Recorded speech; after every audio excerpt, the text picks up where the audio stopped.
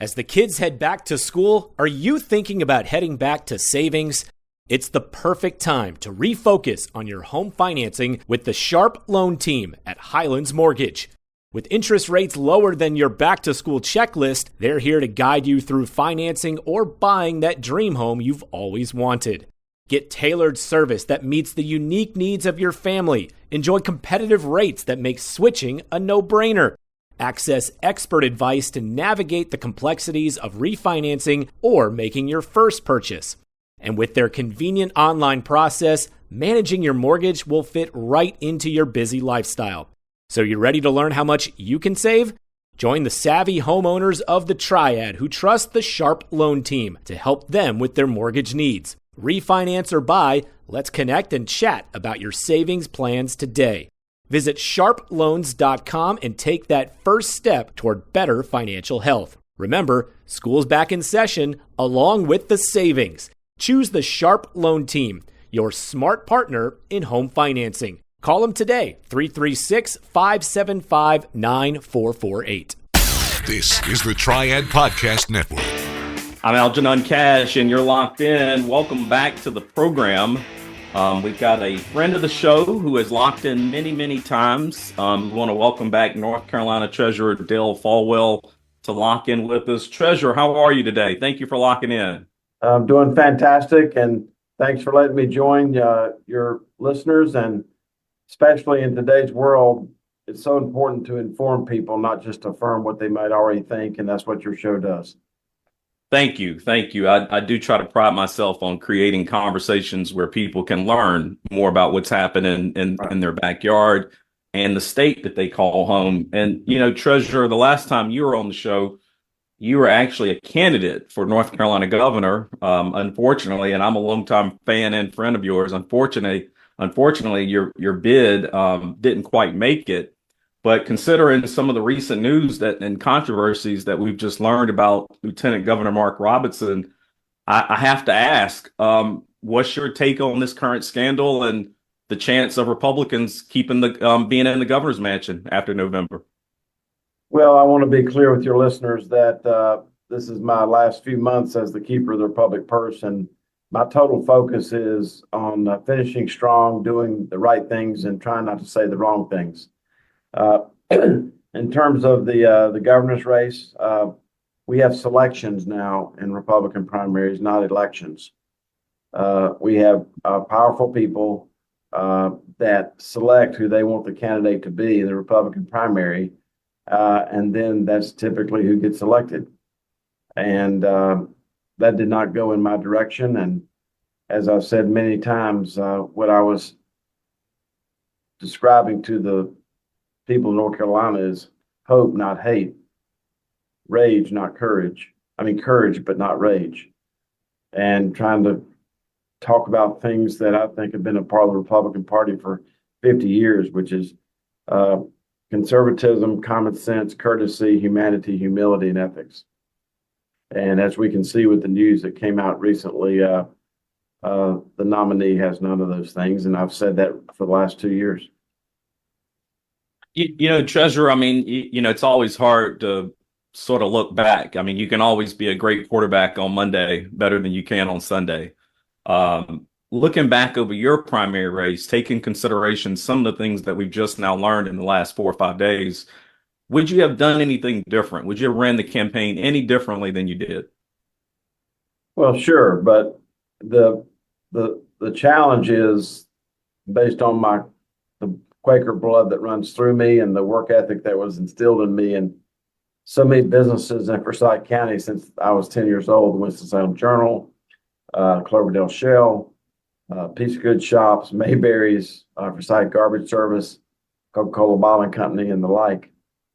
I feel like that, my ability just to step out of the treasurer's office and campaign full time is not something I thought the voters had hired me to do to start with. Mm-hmm. So, managing one of the largest pools of public money in the world, $250 billion, 8 times the size of the state budget, where Algernon, we are spending just in the pension benefits, $7 billion. That's $1 billion a year in gross benefits just out of the pension plan. And the reason I'm saying that to you is not to draw attention to myself, but I think that before somebody can ask for a job promotion, they need to make sure they're doing the job, showing up for the job they currently have. And I've always taken that very seriously. I've been reading a lot of reports the last 4 or 5 days as some of this news has come out. And, for my listeners, I mean, this is not just news here in North Carolina. I mean, this has become a national news story because of the lieutenant governor's tie to the current Republican presidential candidate, Donald Trump. I know Donald Trump was in North Carolina this past weekend, holding rallies, never mentioned the lieutenant governor's name at all. Some believe that this situation may get worse. There might be more news, more controversy, more scandal that could come out over the next few weeks. Treasurer, my last question for you on this issue, then I want to shift our attention somewhere else. I'm starting to see a lot of calls for people saying to write your name in. What's your response to that? I mean, to the person that might be thinking about putting together a write-in campaign for Treasurer Folwell.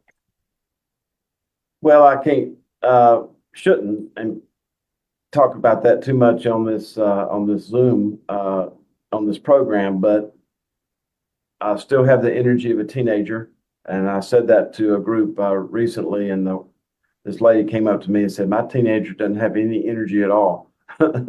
So we're talking old school teenagers, and I love fixing. I love saving. Period. That's all I've ever done in public service.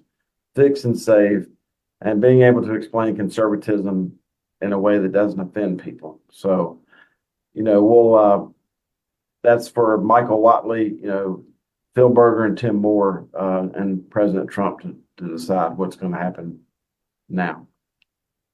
Well, as always, Treasurer, you are humble and very modest with your words, and that's one reason why I've grown to be attracted to you over the many years since I first met you, going back to the Piedmont Club days. I do want to make it clear for my audience, I am registered Republican. I will not be supporting Mark Robinson in November. I cannot bring myself to do so. I really couldn't even bring myself to do so prior to some of the scandal and salacious comments that we've heard in the last 4 or 5 days.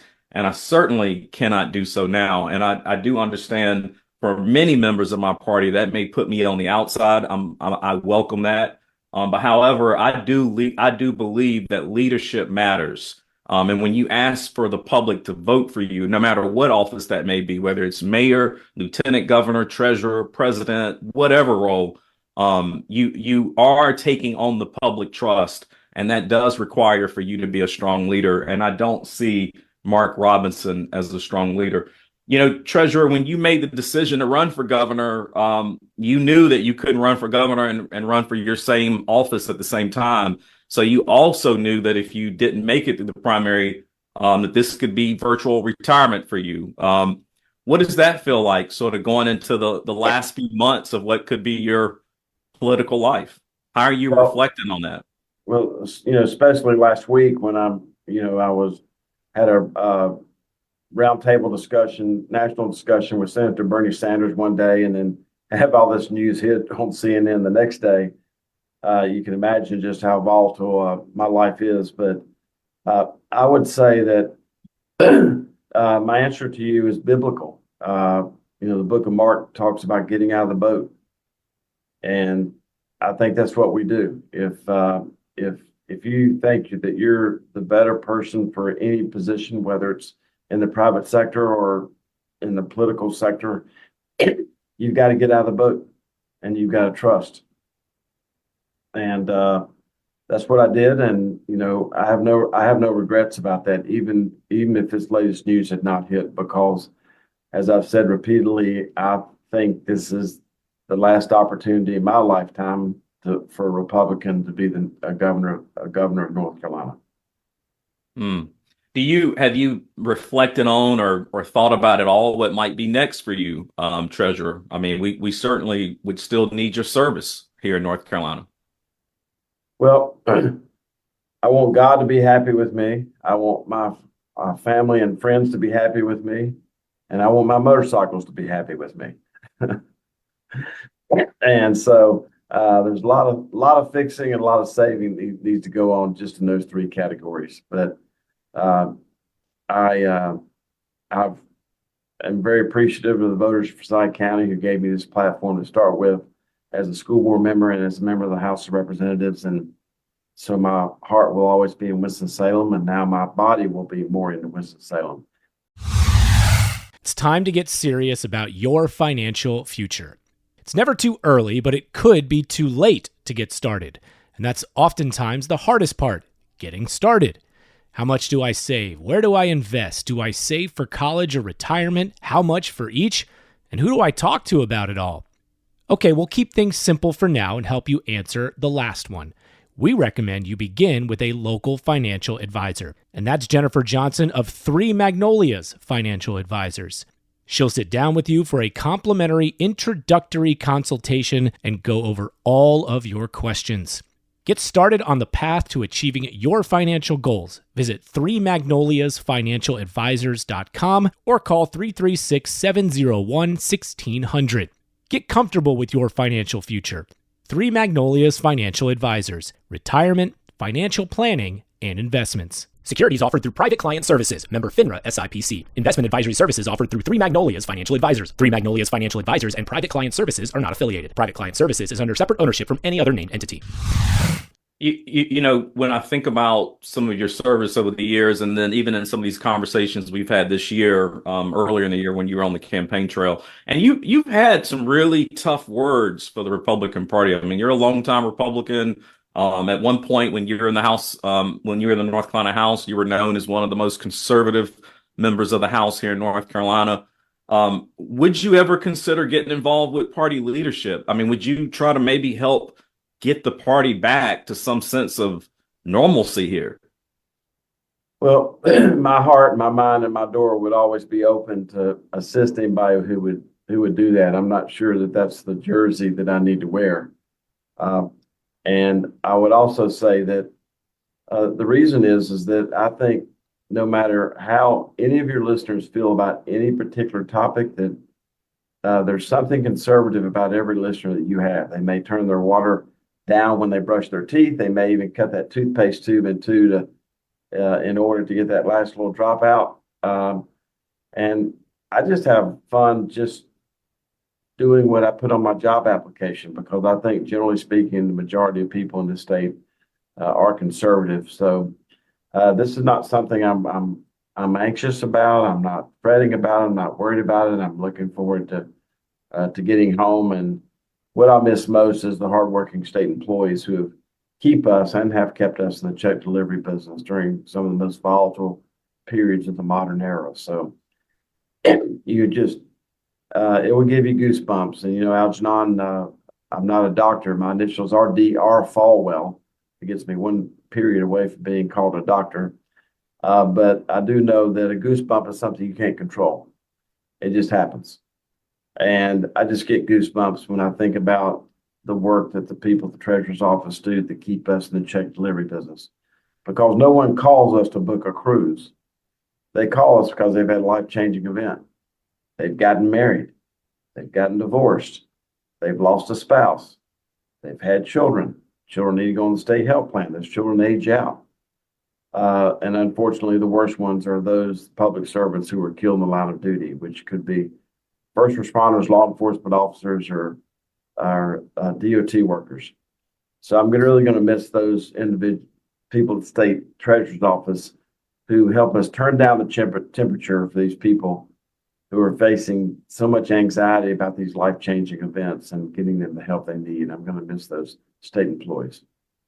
I can tell, you know, anytime we have a conversation, you've been very honored to be in the position that you're in. You're very proud of the policy legacy that I think you're leaving at the Treasurer's Office. And I can also tell that you're very happy and content with the state of economic affairs here in North Carolina and where you are leaving the state. For my listeners that don't know much about how transition works, as you get ready to transition out of your role and someone's coming in, whoever wins in November, what does that process look like? What is the advice that you plan to give your successor?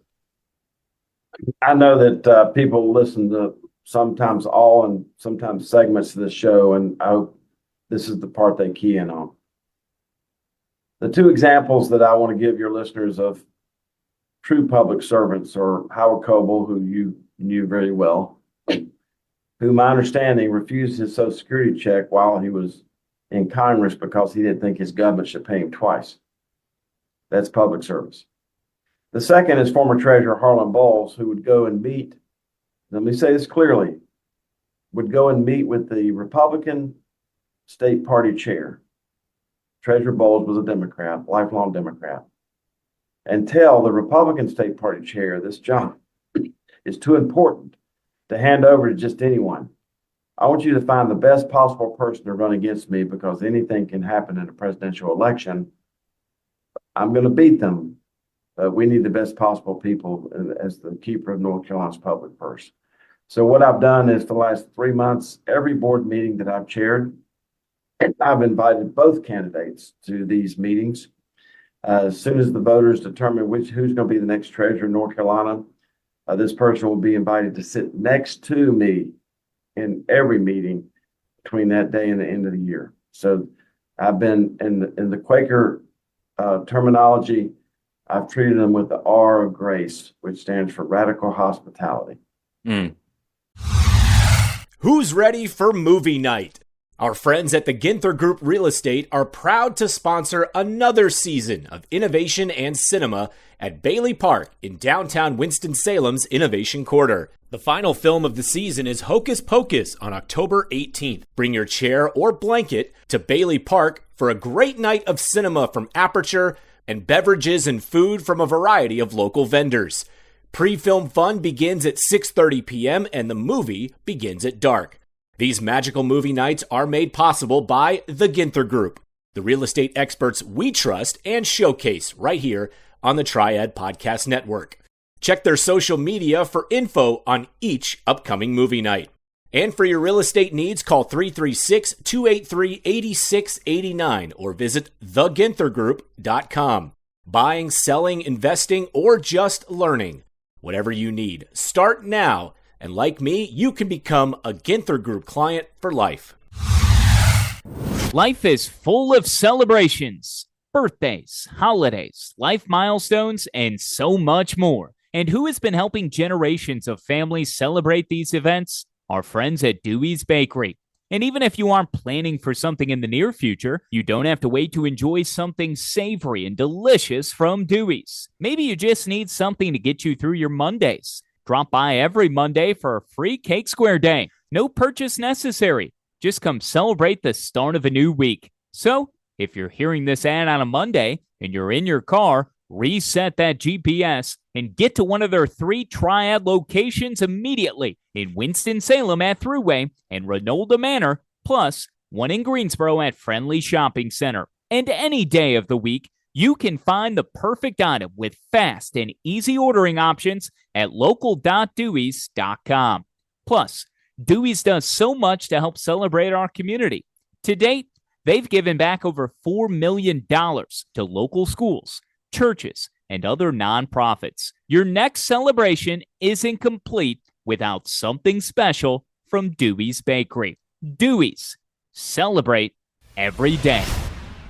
No, I think that's extremely powerful. And of course, I guess you'll make yourself available for questions and consult even, after that transition is complete. But, Sure. Treasurer, this might be one of the last times we have you on the show for a little while, considering you're going into retirement and maybe slowing down a little bit. Of course, you're always welcome to lock in here at WTOB. So you always have a place here to share your ideas or thoughts or reach out to our audience. But as I get ready to wrap up with you, I want to recenter on North Carolina as a state. As we go through this transition, we're seeing a changing of the guard in the governor's office, and we're going to see a changing of the guard within the state cabinet. What are some long-term goals that North Carolinians need to be focused on as we continue to move forward? How to protect our economy, our neighborhood, and our citizenry from the ineptness of the federal government, who cannot protect our borders or curb their addiction for debt. And it's funny how God made our hand. Anytime you point a finger at someone, there are 3 more pointing back at you.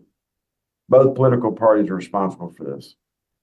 And secondly, we will have an energy crisis in the state based on amount of growth that's going on.